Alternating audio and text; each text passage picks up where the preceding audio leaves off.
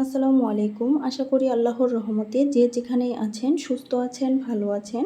আজকে আমি তৈরি করে দেখাবো কম তেল দিয়ে একদম পারফেক্ট ডালপুরির রেসিপি। কম তেলে তৈরি করা ডালপুরিগুলো একদম ফুলকো হয়েছে, উপরে ক্রিস্পি ও ভিতরে একদম সফট হয়েছে, আর খেতেও অসম্ভব মজা হয়েছে। আশা করি রেসিপিটি আপনাদের কাছে ভালো লাগবে। আর ভালো লাগলে আপনাদেরকে একটাই রিকোয়েস্ট করব, ভিডিওতে একদম শেষ পর্যন্ত থাকবেন।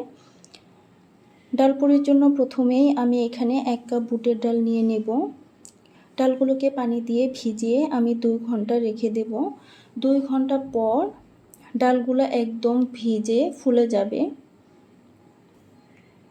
ডালগুলো একদম ভিজে ফুলে গেছে। এখন আমি ডালগুলোকে রান্না করে নেব। এই জন্য আমি একটা পাত্রে ডালগুলোকে দিয়ে দিলাম।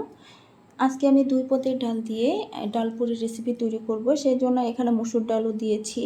দিয়ে দিয়েছি স্বাদমতো লবণ, হলুদ গুঁড়া, সামান্য পাঁচফোড়ন গুঁড়া, আর দিয়েছি গরম মশলা গুঁড়া। দিয়ে দিয়েছি রান্নার তেল, দিয়ে দিলাম পেঁয়াজ কুচি, রসুন কুচি আর কাঁচামরিচ কুচি। এগুলোকে দিয়ে আমি নেড়েচেড়ে ঢাকনা দিয়ে ঢেকে দেব। এদিকে রান্না হতে থাক, আমি এখানে ময়দার খামিরটা তৈরি করে নেই।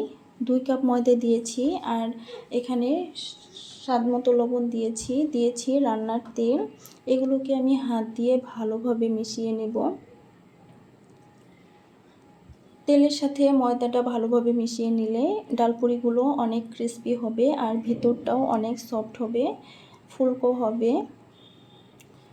আমার মেশানো হয়ে গেলে এখানে আমি অল্প অল্প করে পানি দিয়ে একটা ডো তৈরি করে নেব, যেরকম ডো আমরা পরোটা বানানোর জন্য তৈরি করি। ডো তৈরি করা হয়ে গেছে। এখন আমি ঢাকনা দিয়ে ঢেকে 10 মিনিট রেস্টে রেখে দেব। এই রেসিপিটা আমি একদমই সহজভাবে করেছি।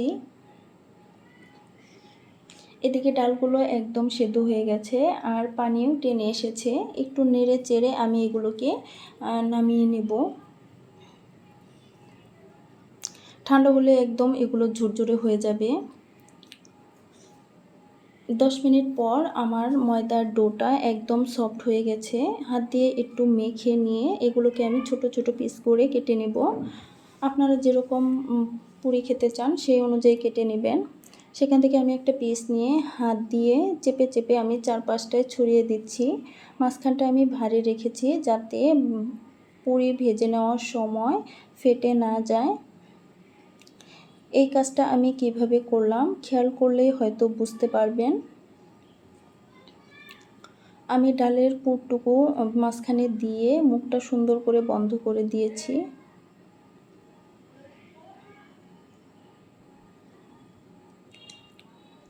মুখটা একদম সুন্দর করে বন্ধ করে দিতে হবে, যাতে ভিতর থেকে পুরটা বের হয়ে না আসতে পারে।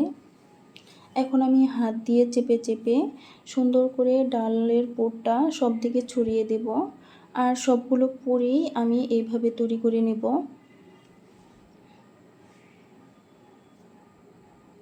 আমি একদমই সহজভাবে রেসিপিটি করে দেখানোর চেষ্টা করেছি। আশা করি রেসিপিটি আপনাদের কাছেও ভালো লাগবে। রেসিপি ভালো লাগলে রিকোয়েস্ট করব আমার চ্যানেলটাকে সাবস্ক্রাইব করে দিবেন, লাইক কমেন্ট শেয়ার করবেন। পুরি তৈরি হয়ে গেলে আমি চুলায় সামান্য পরিমাণ তেল দিয়ে এগুলো নেড়ে চেড়ে উল্টিয়ে পাল্টিয়ে ভালোভাবে ভেজে নিচ্ছি। একটু সময় নিয়ে ভাজতে হবে যাতে উপরটা ভালো ক্রিস্পি হয়, আর ভাজি কাঠি দিয়ে এরকম একটু চাপ দিয়ে ভাজতে হবে যাতে পুরিটা ফুলকো হয়।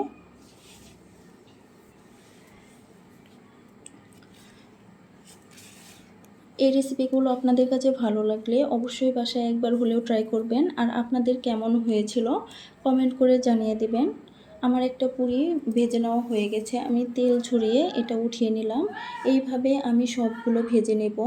তো আমি আরও একটা দেখিয়ে দিচ্ছি কীভাবে আমি ভেজে নিয়েছি। প্রিয় ভিউয়ার্স, এই ভিডিওটি যদি আপনারা ফেসবুক পেজ থেকে দেখেন তাহলে রেসিপি ভালো লাগলে প্লিজ পেজটা ফলো করে দিবেন, আর পেজটা লাইক কমেন্ট শেয়ার করবেন যাতে আপনার আত্মীয় স্বজন বন্ধু বান্ধব সকলে আমার এই রেসিপিগুলো দেখতে পারে।